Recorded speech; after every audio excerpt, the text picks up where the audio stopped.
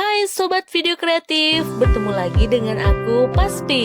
Kali ini aku akan membahas mitos versus fakta tentang kelapa sawit dalam aspek sosial, aspek ekonomi, dan aspek lingkungan. Yuk disimak! Mitos versus fakta dari aspek sosial.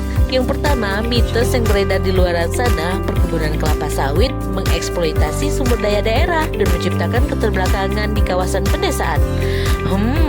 Tidak begitu sobat. Faktanya, perkebunan kelapa sawit di daerah pedesaan bukanlah mengeksploitasi sumber daya daerah, tetapi sebaliknya. Melalui perkebunan kelapa sawit, investasi baru meningkat dengan cepat sehingga dapat mengubah daerah terbelakang menjadi daerah perkembangan baru di pedesaan. Kedua, mitos yang beredar di luar sana, perkebunan kelapa sawit tidak berkontribusi bagi pertumbuhan ekonomi daerah. Tidak begitu. Faktanya, hasil studi PASPI menunjukkan bahwa pertumbuhan produksi minyak sawit atau CPO berpengaruh positif dan signifikan terhadap pertumbuhan produk domestik regional bruto. Mitos versus fakta dari aspek ekonomi.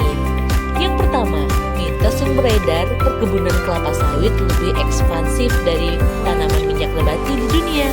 Faktanya sobat, data menunjukkan bahwa ekspansi perkebunan kelapa sawit dunia jauh lebih rendah dibandingkan perkebunan penghasilan minyak nabati yang lainnya.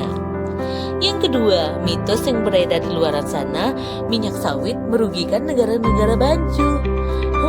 Tidak begitu sobat. Faktanya, manfaat minyak sawit Indonesia tidak saja dinikmati masyarakat negeri ini, melainkan hampir seluruh warga dunia. Mitos versus fakta dari aspek lingkungan. Yang pertama, banyak mitos yang beredar di luar sana bahwa fungsi tata air perkebunan kelapa sawit lebih buruk dari hutan. Tidak begitu sobat. Faktanya, fungsi tumbuhan dalam ekosistem juga berperan dalam melestarikan tata air loh. Melalui mekanisme evapotranspirasi, tumbuhan menguapkan air ke atmosfer yang pada siklusnya akan turun ke bumi melalui hujan. Yang kedua, mitos perkebunan kelapa sawit lebih boros menggunakan air dibandingkan dengan tanaman minyak nabati lainnya.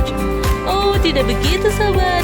Faktanya, dari penelitian menemukan hal menarik tentang tanaman yang paling hemat air dalam menghasilkan bioenergi, yakni kelapa sawit. Nah, seperti itu sobat yang dapat saya sampaikan. Semoga bermanfaat untuk kalian. Sampai jumpa di lain waktu. Terima kasih. Sampai jumpa.